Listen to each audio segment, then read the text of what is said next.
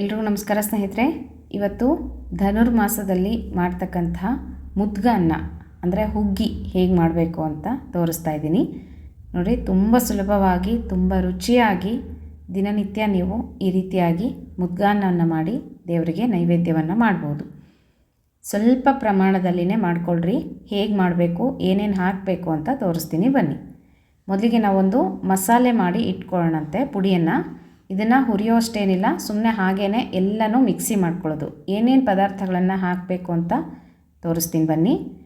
1 ಹಿಡಿ ಆಗಷ್ಟು ಒಣ ಕೊಬ್ಬರಿ, ಮತ್ತು ಇದಕ್ಕೆ 2 ಚಮಚ ಆಗಷ್ಟು ಜೀರಿಗೆ, 1 ಚಮಚ ಆಗಷ್ಟು ಕಾಳು ಮೆಣಸು, ಹಾಗೆಯೇ ಅರ್ಧ ಚಮಚ ಆಗಷ್ಟು ಶುಂಠಿ ಪುಡಿ ಅಂದರೆ ಒಣ ಶುಂಠಿ ಬರುತ್ತಲ್ಲ ಅದರದ್ದು ಪುಡಿ.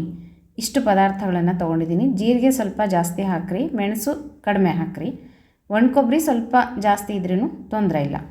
ಈ ರೀತಿಯಾಗಿ ಎಲ್ಲನೂ ಪದಾರ್ಥಗಳನ್ನೇ ಯಾವುದು ಹುರಿಯೋ ಅಷ್ಟಿಲ್ಲ, ಸುಮ್ಮನೆ ಹಾಗೇ ಮಿಕ್ಸಿಗೆ ಹಾಕ್ಕೊಂಡು ನೀವು ಪೌಡರ್ ಮಾಡಿ ಎತ್ತಿಟ್ಕೊಂಡ್ರೆ ಇದನ್ನು ನೀವು ಹುಗ್ಗಿಗೆ ಬಳಸ್ಕೋಬೋದು. ನೋಡಿರಿ ಈ ರೀತಿಯಲ್ಲಿ. ಒಣ ಶುಂಠಿ ಬೇಡ ಅಂದರೆ ಹಸಿ ಶುಂಠಿನೂ ನೀವು ಬಳಸ್ಬೋದು. ಯಾವಾಗ ಹಾಕಬೇಕು ಅಂತ ನಿಮಗೆ ಮುಂದೆ ತೋರಿಸ್ತೀನಂತೆ. ಈಗ ಇದಿಷ್ಟು ಪೌಡರ್ ಮಾಡಿ ಈ ರೀತಿಯಾಗಿ ನೈಸಾಗಿ ಪುಡಿ ಮಾಡಿಕೊಂಡು ನೀವು ಡಬ್ಬಿಗೆ ತೆಗೆದಿಟ್ಕೊಂಡ್ರೆ ಈ ಪುಡಿಯನ್ನು ಬಳಸಿ ಹುಗ್ಗಿಯನ್ನು ಮಾಡಿಕೊಂಡ್ರೆ ತುಂಬ ರುಚಿ ಇರುತ್ತೆ. ದೇವರ ನೈವೇದ್ಯಕ್ಕೆ ತುಂಬ ಶ್ರೇಷ್ಠವಾದದ್ದು. ಬನ್ನಿ ಈಗ ಹುಗ್ಗಿ ಮುದ್ಗಾನ್ನವನ್ನು ಹೇಗೆ ಮಾಡೋದು ಅಂತ ತೋರಿಸ್ತೀನಿ. ನಾನಿಲ್ಲಿ ಚಿಕ್ಕ ಲೋಟವನ್ನು ತೊಗೊಂಡಿದ್ದೀನಿ. ಇದರಲ್ಲಿ 3 ಲೋಟ ಆಗಷ್ಟು ಹೆಸರುಬೇಳೆ. ಇದನ್ನು ಸ್ವಲ್ಪ ಬೆಚ್ಚಗೆ ಹುರ್ಕೋಬೇಕು. ಈ ರೀತಿಯಾಗಿ ಡ್ರೈ ರೋಸ್ಟ್ ಮಾಡ್ಕೋಬೇಕು. ಸಣ್ಣ ಲೋಟದಲ್ಲಿ ನೀವು ದಿನನಿತ್ಯ ದೇವರಿಗೆ ನೈವೇದ್ಯ ಮಾಡೋದಾದರೆ ಸ್ವಲ್ಪನೇ ಮಾಡಿರಿ, ತುಂಬ ಜಾಸ್ತಿ ಆಗುತ್ತೆ ಇದು. ಈ ರೀತಿ ಕೈಗೆ ಬೆಚ್ಚಗಾದರೆ ಸಾಕು, ಅಷ್ಟು ನೀವು ಫ್ರೈ ಮಾಡಿಕೊಂಡ್ರೆ ಸಾಕು. ಇದಕ್ಕೆ ಯಾವ ಲೋಟದಲ್ಲಿ ಹೆಸರುಬೇಳೆ ತೊಗೊಂಡಿದ್ರೋ ಅದರಲ್ಲಿ 1 ಅಳತೆಯಷ್ಟು ಅಕ್ಕಿ, 1 ಅಕ್ಕಿಗೆ 3 ಹೆಸರುಬೇಳೆ ತೊಗೊಂಡು ಈ ರೀತಿ ಚೆನ್ನಾಗಿ 3 ಬಾರಿ ತೊಳಿಬೇಕು. ದೇವರ ನೈವೇದ್ಯಕ್ಕೆ 3-4 ಬಾರಿ ತೊಳೆದ್ಬಿಟ್ಟು ಈಗ ಒಂದು ಕುಕ್ಕರಲ್ಲಿ ಹೇಗೆ ಮಾಡ್ಕೊಳ್ಳೋದು ಅಂತ ತೋರಿಸ್ತೀನಿ. ಹೋದ ಸಲ ತುಂಬ ಜನ ಕೇಳಿದ್ರಿ ಕುಕ್ಕರಲ್ಲಿ ಮಾಡೋದು ತೋರಿಸ್ಕೊಡಿ ಅಂತ. ಒಂದು ಕುಕ್ಕರನ್ನು ಇಟ್ಕೊಂಡ್ಬಿಟ್ಟು ಅದಕ್ಕೆ ಒಂದು 2-3 ಚಮಚದಷ್ಟು ತುಪ್ಪವನ್ನು ಹಾಕ್ಕೋಬೇಕು. ತುಪ್ಪದಲ್ಲಿನೇ ಮಾಡಿರಿ ದೇವರ ನೈವೇದ್ಯಕ್ಕೆ, ಎಣ್ಣೆಯಲ್ಲಿ ಮಾಡಲಿಕ್ಕೆ ಹೋಗಬೇಡ್ರಿ. ಇದಕ್ಕೆ ಒಂದು ಸ್ವಲ್ಪ ಗೋಡಂಬಿ ಚೂರುಗಳನ್ನು ಹಾಕಿದ್ದೀನಿ, 1 ಚಮಚದಷ್ಟು ಅರಿಶಿಣದ ಪುಡಿ. ನೀವು ಹಸಿ ಶುಂಠಿ ಹಾಕೋದಾಯಿತು ಅಂದರೆ ಈ ಹಂತದಲ್ಲಿ ಹಸಿ ಶುಂಠಿಯನ್ನು ತುರಿದು ಹಾಕಬೇಕು. ಸ್ವಲ್ಪ ಕರಿಬೇವಿನ ಸೊಪ್ಪು, ಇದಿಷ್ಟನ್ನು ಸ್ವಲ್ಪ ಫ್ರೈ ಮಾಡ್ಕೋಬೇಕು ಚೆನ್ನಾಗಿ. ಈ ರೀತಿ ಗೋಡಂಬಿ ಎಲ್ಲನೂ ಕೆಂಪು ಬಣ್ಣಕ್ಕೆ ಬರಬೇಕು.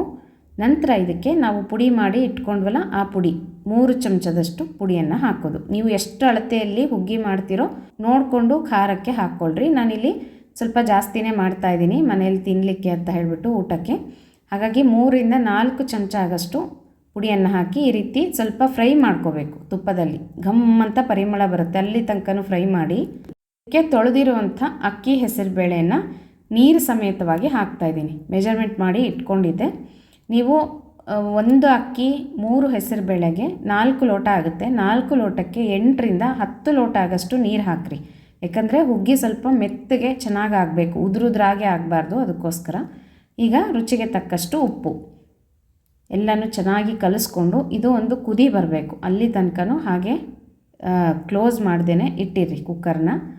ಈ ರೀತಿಯಾಗಿ ನೀವು ಹುಗ್ಗಿಯನ್ನು ಮಾಡ್ಕೋಬೋದು. ಅಥವಾ ಅನ್ನ ಅಂದರೆ ಹೆಸರುಬೇಳೆ ಅಕ್ಕಿ ಬೇಯಿಸ್ಕೊಂಡ್ಬಿಟ್ಟು ಸಪ್ರೇಟಾಗಿ ಒಂದು ಬಾಣಲೆಯಲ್ಲಿ ತುಪ್ಪದ ಒಗ್ಗರಣೆ ಮಾಡಿಕೊಂಡು ಅದರಲ್ಲಿ ಮಸಾಲೆ ಹಾಕಿ ಹುರ್ಕೊಂಬಿಟ್ಟು ಆಮೇಲೆ ಆ ಹುಗ್ಗಿ ಏನು ಮಾಡ್ಕೊಂಡಿರ್ತೀರಲ್ಲ ಅನ್ನ ಹೆಸರುಬೇಳೆದು ಅದನ್ನು ಹಾಕ್ಕೊಂಡು ಕಲಿಸ್ಕೊಂಡು ಸಹ ಮಾಡ್ಬೋದು. ಹೇಗಾದರೂ ಮಾಡ್ಕೋಬೋದು ಸ್ನೇಹಿತರೆ. ಈಗ ಇದು ಚೆನ್ನಾಗಿ ಕುದೀತಾ ಇದೆ, ಇದನ್ನು ಕ್ಲೋಸ್ ಮಾಡಿಬಿಟ್ಟು 2 ವಿಷಲ್ ಕೂಗಿಸ್ಕೊಂಡ್ರೆ ಸಾಕಾಗುತ್ತೆ. ಈಗ ಇದು ಹುಗ್ಗಿ ಆಗೋದ್ರೊಳಗೆ ಗೊಜ್ಜು ಹೇಗೆ ಮಾಡ್ಕೊಳ್ಳೋದು ಅಂತ ತೋರಿಸ್ತೀನಿ. ಗೊಜ್ಜು ನೈವೇದ್ಯ ಮಾಡಬೇಕಾ ಅಂತ ಇಲ್ಲ, ಹುಗ್ಗಿ ಅಷ್ಟೇ. ಹುಗ್ಗಿ ಅಂದರೆ ಮುದ್ಗಾನ್ನ ಅಷ್ಟೇ ನೈವೇದ್ಯಕ್ಕೆ. ಗೊಜ್ಜು ನೀವು ಬೇಕಂದರೆ ತಿನ್ನಲಿಕ್ಕೆ ಊಟಕ್ಕೆ ಮಾಡ್ಕೋಬೋದು. ಅಂದರೆ ಹುಗ್ಗಿ ಜೊತೆಗೆ ಗೊಜ್ಜು ಹೇಗೆ ಮಾಡೋದು ಅಂತ ತೋರಿಸ್ತಾ ಇದ್ದೀನಿ ಅಷ್ಟೇ. ನಾನು ಗೊಜ್ಜು ಮಾಡಿದ್ದೆ, ಅದಕ್ಕೋಸ್ಕರ ವಿಡಿಯೋ ಹಾಕಿದ್ದೀನಿ. ಈಗ ಒಂದು ಸ್ವಲ್ಪ ಎಣ್ಣೆ ಹಾಕ್ಕೊಂಡು ಒಂದು ಬಾಣಲಿ ಅಥವಾ ಬಟ್ಲನ್ನು ಇಟ್ಕೊಂಡು ಅದಕ್ಕೆ ಸಾಸಿವೆ, ಜೀರಿಗೆ, ಇಂಗು, ಅರಿಶಿನ ಪುಡಿ, ಕರಿಬೇವಿನ ಸೊಪ್ಪು, ಒಣಮೆಣ್ಸಿನ್ಕಾಯಿ ಎಲ್ಲನೂ ಹಾಕ್ಕೊಂಡು ಒಗ್ಗರಣೆ ರೆಡಿ ಮಾಡ್ಕೋಬೇಕು. ಇದಕ್ಕೆ ನಾವು ಪುಡಿ ಮಾಡಿ ಇಟ್ಕೊಂಡಿರ್ತೀವಲ್ವ ಹುಗ್ಗಿಗೆ ಹಾಕುವಂಥ ಪುಡಿ, ಆ ಪುಡಿ 2 ಚಮಚ ಹಾಕ್ಕೊಂಡು ಚೆನ್ನಾಗಿ ಫ್ರೈ ಮಾಡ್ಕೋಬೇಕು. ನೋಡಿರಿ ಈಗ ಹಾಕ್ತಾ ಇದ್ದೀನಲ್ಲ ಅದೇ ಪುಡಿಯನ್ನೇ ಹಾಕಿ ಸ್ವಲ್ಪ ಹುರ್ಕೊಂಡ್ಬಿಟ್ಟು ಇದಕ್ಕೆ ಹುಣಸೆ ಹಣ್ಣಿನ ರಸವನ್ನು ಹಾಕಬೇಕು. ಹುಣಸೆ ಹಣ್ಣಿನ ರಸ ಹಾಕಿದ ಮೇಲೆ ಸುಮಾರು ಒಂದು 2 ಲೋಟದಷ್ಟು ನೀರನ್ನು ಹಾಕಬೇಕು. ಯಾಕಂದರೆ ಹುಣಸೆ ಹಣ್ಣಿನ ರಸ ತುಂಬ ಹುಳಿ ಇರುತ್ತೆ, ಅದು ನಮಗೆ ಗೊಜ್ಜು ಆಗಬೇಕಲ್ವ ಕ್ವಾಂಟಿಟಿ, ಅದಕ್ಕೋಸ್ಕರ ಒಂದು 2-3 ಲೋಟದಷ್ಟು ನೀರನ್ನು ಹಾಕ್ಕೊಳ್ರಿ. ಇದು ಚೆನ್ನಾಗಿ ಕುದಿಬೇಕು. ಇದಕ್ಕೆ ರುಚಿಗೆ ತಕ್ಕಷ್ಟು ಬೆಲ್ಲವನ್ನು ಹಾಕ್ಕೋಬೇಕು, ಉಪ್ಪನ್ನು ಹಾಕಬೇಕು. ಬೆಲ್ಲ ಸ್ವಲ್ಪ ಜಾಸ್ತಿ ಹಾಕಬೇಕು, ಒಂದು 2-3 ಕರಣೆಯಷ್ಟು ಬೆಲ್ಲ ಹಾಕಬೇಕು. ಹುಳಿ ಮುರಿಬೇಕು ಅಂದರೆ ಸಿಹಿ ಬೀಳಬೇಕು, ಅದಕ್ಕೋಸ್ಕರ ಬೆಲ್ಲ ಹಾಕ್ಕೊಂಡು ಉಪ್ಪು ಹಾಕ್ಕೊಂಡು ಚೆನ್ನಾಗಿ ಕುದಿಸ್ಕೋಬೇಕು. ಆಮೇಲೆ ಈ ಗೊಜ್ಜು ನಮಗೆ ಗಟ್ಟಿ ಬರಬೇಕು, ಬರೀ ನೀರಾಗಿರುತ್ತಲ್ಲ, ನೀರು ಹಾಕಿರ್ತೀವಿ, ಅದಕ್ಕೋಸ್ಕರ ಗಟ್ಟಿ ಬರಬೇಕು ಅಂದರೆ ಒಂದು ಸ್ವಲ್ಪ ಕಡಲೆ ಹಿಟ್ಟು ಇರಲಿಲ್ಲ ಅಂದರೆ ಅಕ್ಕಿ ಹಿಟ್ಟು ಯಾವುದಾದ್ರೂ ಪರವಾಗಿಲ್ಲ, ಸ್ವಲ್ಪ ನೀರಿನಲ್ಲಿ ಕಲಸಿ ಹಾಕೋದ್ರಿಂದ ನಿಮಗೆ ಗೊಜ್ಜಿನ ಹದ ಬರುತ್ತೆ. ಅದು ಗೊಜ್ಜು ಹೇಗಿರುತ್ತೆ, ಸ್ವಲ್ಪ ಲೋಳೆಯಾಗಿರುತ್ತಲ್ಲ, ಆ ರೀತಿ ನಿಮಗೆ ಆ ಹದ ಬೇಕು ಅಂದರೆ ಸ್ವಲ್ಪ ಕಡಲೆ ಹಿಟ್ಟು ಅಥವಾ ಅಕ್ಕಿ ಹಿಟ್ಟು ಯಾವುದಾದ್ರೂ ಪರವಾಗಿಲ್ಲ ಕಲಸಿ ಹಾಕಿಬಿಟ್ಟು ಸ್ವಲ್ಪ ಕೊತ್ತಂಬರಿ ಸೊಪ್ಪು ಹಾಕಿ ಚೆನ್ನಾಗಿ ಕುದಿಸ್ಕೊಂಡ್ರೆ ಹುಗ್ಗಿಗೆ ಒಳ್ಳೆ ಕಾಂಬಿನೇಷನ್ ಗೊಜ್ಜು ರೆಡಿ ಆಗುತ್ತೆ. ಇದಕ್ಕೆ ನೀವು ಬೆಂಡೆಕಾಯಿ ಹೆಚ್ಚಾಕ್ಕೊಂಡು ಸಹ ಗೊಜ್ಜನ್ನು ಮಾಡ್ಕೋಬೋದು, ಬರೀ ಪ್ಲೇನಾಗಿ ಗೊಜ್ಜು ಸಹ ಮಾಡ್ಬೋದು. ನೋಡಿರಿ, ಗೊಜ್ಜು ಈ ಹದಕ್ಕೆ ಇರಬೇಕು, ಈ ಥರ ಇರಬೇಕು, ಇದು ಗೊಜ್ಜು. ಈ ಥರ ನೀವು ಮಾಡ್ಕೊಳ್ರಿ. ಈಗ ಹುಗ್ಗಿ ರೆಡಿ ಆಗಿದೆಯಾ ನೋಡೋಣಂತೆ. ಹಾಗೂ ಸಹ ನೀವು ಒಗ್ಗರಣೆ ಬೇರೆ ಮಾಡ್ಕೊಂಡು ಕಲಿಸ್ಕೋಬೋದು, ಇಲ್ಲ ಒಟ್ಟಿಗೆ ಮಾಡಿಬಿಡ್ತೀವಿ ನಾವು ಕುಕ್ಕರಲ್ಲಿ ಇಟ್ಟು ಅಂದರೆ ಈ ರೀತಿಯಾಗಿ ಮಾಡ್ಕೊಳ್ರಿ. ನೋಡಿರಿ ಎಷ್ಟು ನೀಟಾಗಾಗಿದೆ, ತುಂಬ ಚೆನ್ನಾಗಾಗಿದೆ.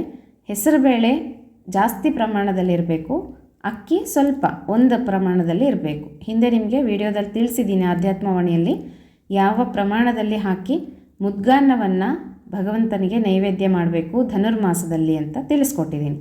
ಈಗ ದೇವರ ನೈವೇದ್ಯಕ್ಕೆ ಮುದ್ಗಾನ್ನ ರೆಡಿಯಾಗಿದೆ. ನೀವು ಸಹ ಎಲ್ಲರೂ ಮಾಡ್ಕೊಳ್ರಿ. ಧನುರ್ಮಾಸದಲ್ಲಿ ದಿನನಿತ್ಯ ಭಗವಂತನಿಗೆ ನೈವೇದ್ಯ ಮಾಡಿರಿ ಅಂತ ಹೇಳ್ತೀನಿ. ನೀವು ಡೈರೆಕ್ಟ್ ಕುಕ್ಕರ್ಗೆ ಹಾಕಿ ಎಲ್ಲ ಹಾಕಿಬಿಟ್ಟು 2 ವಿಷಲ್ ಕೂಗಿಸ್ಕೊಂಡು ಹಾಗೂ ಮಾಡ್ಕೋಬೋದು, ಚೆನ್ನಾಗಾಗುತ್ತೆ.